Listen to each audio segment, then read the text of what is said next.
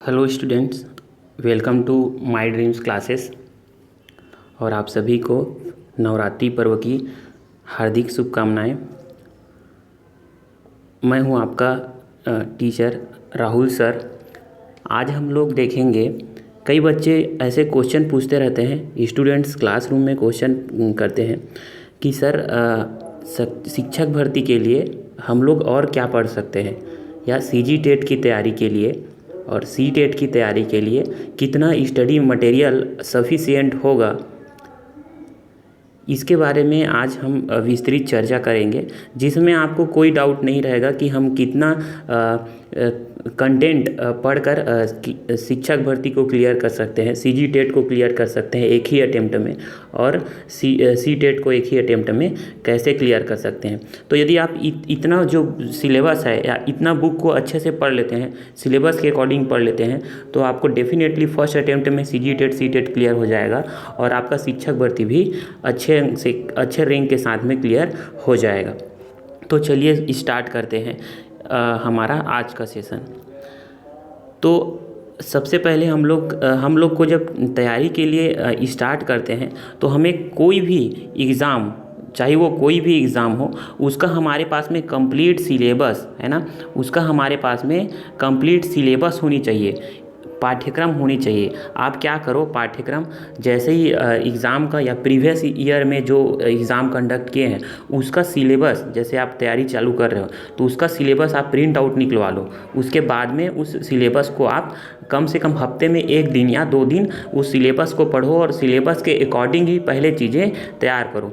यदि आप क्या करोगे, यदि आप पूरा सिलेबस पढ़ के जाओगे परीक्षा में, तो ये बहुत ज़्यादा चांस रहता है कि आप परीक्षा में एकदम एक ही अटेम्प्ट में पहली बार में सीजी टेट सी टेट वगैरह या कोई भी एग्ज़ाम हो उसको आप क्वालिफाई कर सकते हो। दूसरा नंबर का मेन फैक्टर ये है कि हमें प्रीवियस ईयर क्वेश्चन पेपर देखने रहते हैं, है ना, चाहे वो एग्ज़ाम कोई भी हो, है ना। हम डेफिनेटली अभी शिक्षक भर्ती के लिए बात कर रहे हैं, लेकिन आपका कोई भी एग्ज़ाम हो, प्रीवियस ईयर क्वेश्चन पेपर भी आपके पास में होनी चाहिए। ये प्रीवियस ईयर क्वेश्चन पेपर आप यहाँ से नेट से प्राप्त कर सकते हो, या कई बुक के जो फ्रंट पेज के बाद वाले रहते हैं वहाँ पे उन लोग प्रीवियस ईयर एग्ज़ाम के क्वेश्चन पेपर सेट के फॉर्म में दे दिए रहते हैं। जैसे आप शिक्षक भर्ती का बुक खरीदोगे, अरिहंत का बुक खरीद लिए, तो वहाँ पे शुरू में ही दिया रहता है कि इस सन के क्वेश्चन पेपर या 2019 के क्वेश्चन पेपर और 2017 के क्वेश्चन पेपर। तो आप पहले क्वेश्चन को पढ़ो, और क्वेश्चन को पढ़ोगे तो आपको पता पड़ेगा कि आप जब बुक को पढ़ने जाएंगे, आप कोचिंग के नोट्स को पढ़ने जाएंगे, तो आपको किस पॉइंट्स पर फोकस करने हैं, ये आपको क्लियर विजुअल हो जाता है, ये आपको अंडरस्टैंडिंग रह जाता है। तो दूसरा, आपके पास में कम से कम 5 एग्ज़ाम के या 3 एग्ज़ाम के क्वेश्चन पेपर का प्रिंट आउट यदि आप निकलवाना चाहते हो, तो प्रिंट आउट आपके पास में रहनी चाहिए, तब आप बेहतर तरीक़ा से प्रिपरेशन कर सकते हो।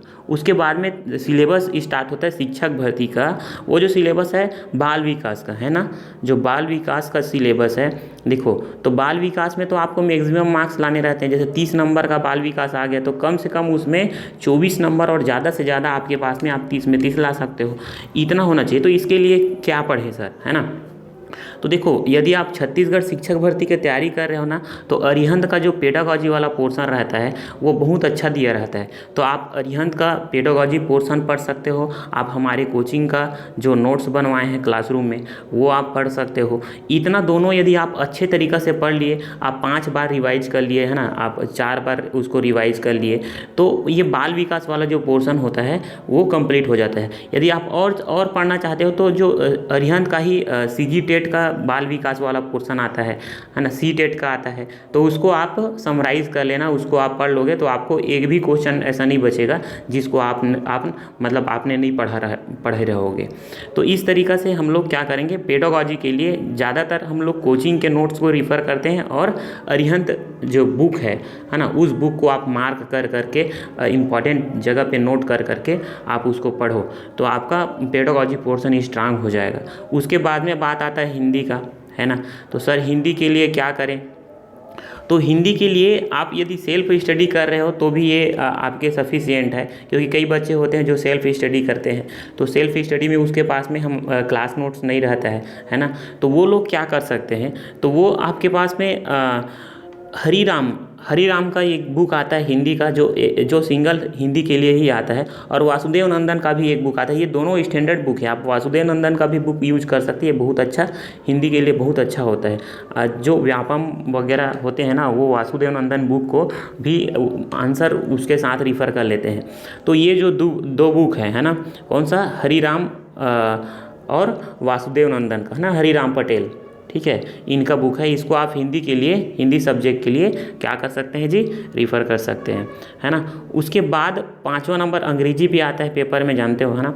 अंग्रेजी के लिए हम लोग या इंग्लिश के लिए हम लोग क्या कर सकते हैं, तो हरिराम पटेल का सिंगल जो इंग्लिश का बुक आता है ना।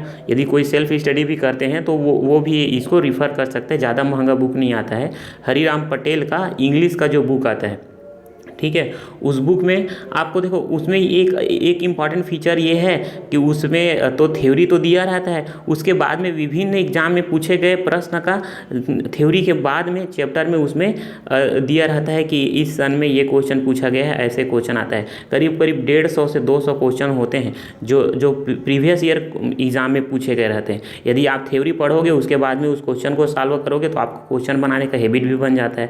और ये अच्छा बुक है शिक्षक भर्ती की तैयारी के लिए। और यदि व्यापम का भी तैयारी करते हैं तो ये जो बुक है ना, वो व्यापम के लिए भी इम्पॉर्टेंट है। जब आप हिंदी पढ़ रहे हो, इंग्लिश पढ़ रहे हो, तो इस तरीक़े से तो आपको व्यापम का भी तैयारी हो जाता है।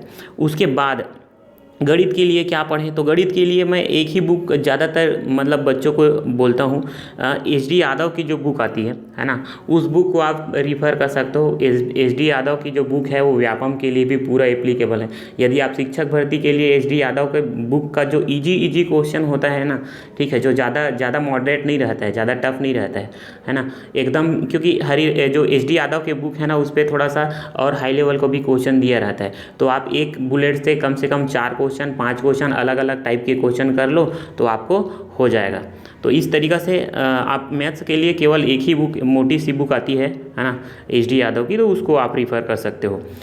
साइंस के लिए क्या पढ़ें, देखो, साइंस के लिए आप शिक्षक भर्ती की तैयारी कर रहे हो, तो साइंस के लिए या व्यापम की तैयारी कर रहे हो, तो 9th क्लास का जो बुक आता है, आप NCERT का 9th क्लास का बुक पढ़ सकते हो साइंस पोर्शन के लिए। जो केमिस्ट्री के लिए, साइंस मतलब उसमें जो रसायन रहता है, भौतिक रहता है, ठीक है, और कुछ रहते हैं, उसमें से जो क्वेश्चन आते हैं, ठीक है, जीव विज्ञान ऐसा कुछ होता है ना। तो उसके लिए आप क्या कर सकते हो, 9th का 10th का NCERT का जो बुक होता है, या फिर छत्तीसगढ़ बोर्ड का भी बुक होता है, आप छत्तीसगढ़ की परीक्षा दिलाओगे तो वहाँ से एकदम उस पर क्लियर कॉन्सेप्ट रहता है कि कैसे हम लोग मतलब लाइट को कैसे पढ़ रहे हैं, मिरर का क्वेश्चन उससे मतलब बहुत छोटे छोटे माइन्यूट चीज़ों को भी उस पर गिवा रहता है। तो आप उसको पढ़ोगे तो आपको समझ में आ जाएगा, है ना। और यदि इसके लिए आप हमारे जो माई ड्रीम्स क्लासेस है, वहाँ पे वीडियो भी अपलोडेड है, आप उसको भी देख सकते हो, तो आपको पढ़ने में थोड़ा इजी हो जाएगा। अब इसके बाद में साइंस का जो पोर्शन है, उसके लिए आप और भी पढ़ना चाहोगे तो जो अरिहंत का बुक खरीदे रहोगे शिक्षक भर्ती का, तो उस बुक में भी विज्ञान का पोर्शन दिया रहता है, तो उससे आपको पता पड़ जाएगा कि वहाँ पे कैसे क्वेश्चन पूछे जा रहे हैं। तो थ्योरी से किन किन चीज़ों को पॉइंट करना है, किन किन चीज़ों को नोटिस करके आपको स्टडी करना है, तो आपको पता पड़ जाएगा कि यहाँ से क्वेश्चन क्या पूछे जा रहे हैं और हमको उस बुक से पढ़ना क्या है ना। ये चीज़ें होती है, क्योंकि कॉम्पिटिटिव परीक्षा के लिए पढ़ना और नॉर्मल पढ़ना बात आर द डिफरेंट थिंग्स, है ना, अलग अलग चीज़ें होती है। तो ये बात है। अब कंप्यूटर का जो रहता है, तो कंप्यूटर के लिए मैं केवल एक ही सिंगल बुक आपको रिफ़र कर देता हूँ। यहाँ से आपके व्यापम के जितने भी क्वेश्चन आएंगे ना, सब बन जाएंगे, ठीक है। ऐसा भी हो सकता है 10 क्वेश्चन कंप्यूटर का आए, 10 में से आपके 9 बन जाएंगे, है ना, 9 बन जाएंगे या 10 भी बन सकता है। तो आप जो हरिराम पटेल का जो कंप्यूटर का बुक होता है ना, उस बुक को आप कम से कम 7 बार 8 बार रिवाइज कर लो, ठीक है। उतना में आपको एकदम एग्जैक्ट आप प्रिपेयर हो जाएंगे और परीक्षा में आपको मतलब थोड़ा सा भी टाइम नहीं लगेगा, आप ऑप्शन में से आंसर को गैदर कर लोगे, ठीक है। तो वो आपको इजीली बन जाता है। उसके बाद जो नेक्स्ट है वो आपके पास में पास में है जीके और जीएस का पोर्शन। देखिए जीके और जीएस का पोर्शन सिलेक्शन में ना बहुत इंपॉर्टेंट रोल प्ले करते हैं। आप यहाँ से क्वेश्चन जब करोगे ना तब आपके जो मार्क्स होगा वो मतलब अच्छा खासा रैंक में आपको सिलेक्शन होगा। तो छत्तीसगढ़ के लिए क्या पढ़े, देखो छत्तीसगढ़ से लगभग 5-7 क्वेश्चन आते हैं, है ना। तो वो सिलेबस आप देखे रहोगे, वहाँ से सिलेबस से आपको पता पड़ जाएगा कितने क्वेश्चन आते हैं। छत्तीसगढ़ में हरिराम पटेल का 2 बुक आता है, ठीक है, वॉल्यूम 1 और वॉल्यूम 2। तो आपको क्या करना है, देखो इतना बुक आप जब खरीदोगे तो आपको लगभग मतलब कुछ अमाउंट खर्च करने पड़ेंगे, कुछ अच्छा अमाउंट, लेकिन आपको पूरा बुक नहीं पढ़ना है ना। आप जिस भर्ती परीक्षा की तैयारी कर रहे हो उस भर्ती परीक्षा के जो सिलेबस है, इसीलिए मैंने पहले सिलेबस बताया, है ना। तो आपको जो सिलेबस है उस सिलेबस में क्या क्या टॉपिक दिया है, उसी टॉपिक को आपको इस बुक से मार्क कर लेना है। उसके बाद में फिर आपको बुक को रिफ़र करना है। अब पूरा पुस्तक पढ़ोगे और जो सिलेबस में नहीं है उसको आपको नहीं पढ़ना है, क्योंकि आपका फिर टाइम वेस्ट हो जाएगा उसमें, है ना। तो ये छत्तीसगढ़ का बुक आता है, थोड़ा वॉल्यूम में 2 बुक आता है, तो उससे आप जो सिलेबस में मेंशन है उस चीज़ को आप पढ़ सकते हो, ठीक है। तो ये बात है। अब उसके बाद में कुछ क्वेश्चन उसमें 3-4 क्वेश्चन छत्तीसगढ़ के भारत का जो इतिहास होता है, छत्तीसगढ़ के इतिहास से भी आता है, भारत का जो इतिहास होता है और भारत का भूगोल होता है वहाँ से भी क्वेश्चन आते हैं। तो इसके लिए आप कौन सा बुक, एक्स्ट्रा बुक रिफ़र कर सकते हो, ये मैं आज की सेशन में आप लोग से डिस्कस कर रहा हूँ, है ना। ये मुकेश कुमार ओडामाल का बुक आता है, एक भारत का इतिहास के लिए, ठीक है, एक सिंगल वॉल्यूम में बुक आता है मुकेश कुमार वर्णमाल करके। अब आप जाओगे मतलब जो आपके नज़दीकी शॉप में, तो वहाँ पे आपको अवेलेबल रहता है, कोई भी दुकान में ये इजीली मिल जाता है ना। और भारत का भूगोल, है ना, भारत का भूगोल के लिए भी मुकेश कुमार वर्णमाल की बुक आती है, उसको आप रिफ़र कर सकते हो। अब उसके बाद में जो है संविधान के लिए क्या पढ़ें सर, है ना। तो संविधान के लिए हम लोग क्या रिफ़र करते हैं, या व्यापम की परीक्षा के लिए भी और शिक्षक भर्ती के लिए भी आप इसको रिफ़र कर सकते हो। संविधान के पुस्तक के लिए एम लक्ष्मीकांत की बुक है, ये सिंगल बुक है, ठीक है। ये इस बुक को पढ़ लोगे तो आपके संविधान के सारे क्वेश्चन बन जाएंगे, है ना। इस तरीक़े से आप एम लक्ष्मीकांत का बहुत अच्छा बुक माना जाता है, ऑथेंटिक बुक है। और यहाँ पे जो भी बुक मैं बता रहा हूँ वो बुक आपको एग्जैक्ट डेफिनेटली आपको सिलेक्शन प्रोवाइड कर देगा। आप और किसी से भी पूछोगे तब भी आपको ये बताएंगे कि हाँ आप सही पुस्तक पढ़ रहे हो, है ना। उसके बाद में फिर प्रैक्टिस सेट के लिए क्या करें, तो प्रैक्टिस सेट, अब देखो जैसे आपका पूरा प्रिपरेशन हो जाएगा ना, तो आप प्रैक्टिस सेट के लिए क्या रिफ़र करोगे।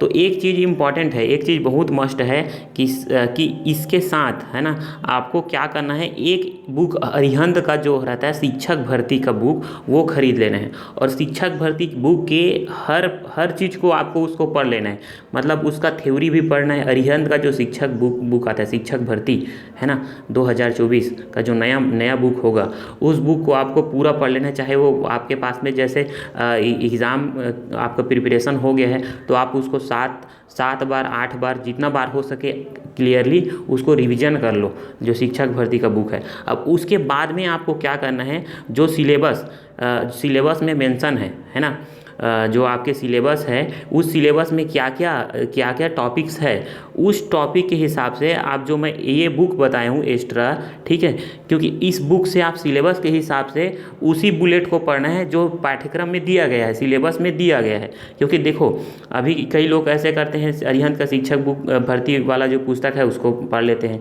ठीक है, तो उससे वो थोड़ा सफिशिएंट नोट्स है, क्योंकि ये जो अरिहंत का जो बुक आता है, अब उसके बाद में आपको अच्छे रैंक के साथ में सेलेक्ट होना है तो आपको क्या करना पड़ेगा, तो आपको कोचिंग का जो नोट्स प्रोवाइड करे हैं उसको आपको रिवाइज़ करना पड़ेगा। और उसके बाद यदि आपके पास में और टाइम बच जाता है, आप इन चीज़ों को पढ़ लियो, कोचिंग का नोट्स पढ़ लियो, अरिहंत का बुक पढ़ लियो, तब उसके बाद में आपको सिलेबस से देखकर आपको क्या करना है, इन जो मैं बुक बताया हूँ सिलेबस वाले पॉइंट्स को इन बुक से आपको और स्टडी करना है अच्छे तरीक़ा से, तो आप डेफिनेटली सेलेक्ट हो जाओगे। अब उसके बाद में फिर आपको क्या करना है, सर हमने तैयारी पूरा कर लिया है, हमने रिवीजन भी कर लिया है, तो हम क्या करेंगे, है ना। तो आप क्या कर सकते हो, टेस्ट लगा सकते हो, है ना, मॉक टेस्ट लगा सकते हो। देखो प्रैक्टिस सेट जो रहता है अरिहंत के बुक में ये दिया रहता है, तो आप प्रैक्टिस सेट को बिना देखे क्वेश्चन को देखो, उसके बाद में उसको अटेम्प्ट करो। अब जैसे घर में ही हूँ, आप सेल्फ स्टडी कर रहे हो, तो आपको क्या करना पड़ेगा, तो आप क्या करो, प्रैक्टिस सेट निकालो और उसके बाद में आप OMR शीट का प्रिंट आउट ले लो, है ना। एक OMR शीट का PDF डाउनलोड करो, प्रिंट आउट ले लो। उसके बाद में क्वेश्चन को अटेम्प्ट करो और उसके बाद में खुद ही चेक करो, निगेटिव मार्किंग को चेक करो, उसके नंबर्स कितने आ रहे हैं उसको चेक करो। कम से कम आप पूरे प्रैक्टिस सेट कर डालो अरिहंत बुक का जो रहता है। उसके बाद आप किसी कोचिंग सेंटर पे या फिर सेल्फ में एक कोई भी सेट निकालो, उसके बाद में उसका मार्क टेस्ट लगा लो, कम से कम 4-5 मार्क टेस्ट लगा लो परीक्षा से पहले, है ना। ये परीक्षा से पहले आ जाता है। तो इतना चीज़ आप कर लोगे ना, तो मुझे तो लगता है इतना चीज़ सफिशिएंट है शिक्षक भर्ती की तैयारी के लिए। फिर आप मतलब इतना कर लेंगे तो आपको एकदम कॉन्फिडेंस आ जाएगा तो हाँ मेरा प्रिपरेशन जो है वो अच्छा है, अच्छा हो गया है। तो आज के लिए बस इतना ही, ठीक है। बने रहिए हमारे साथ माय ड्रीम्स क्लासेस में। मैं हूँ आपका दोस्त, आपका सर राहुल सर। और हमारे जो माय ड्रीम्स क्लास का जो ऑफिशियल यूट्यूब चैनल है, उस चैनल को सब्सक्राइब करो, शेयर करो और बने रहो हमारे साथ। जय हिंद।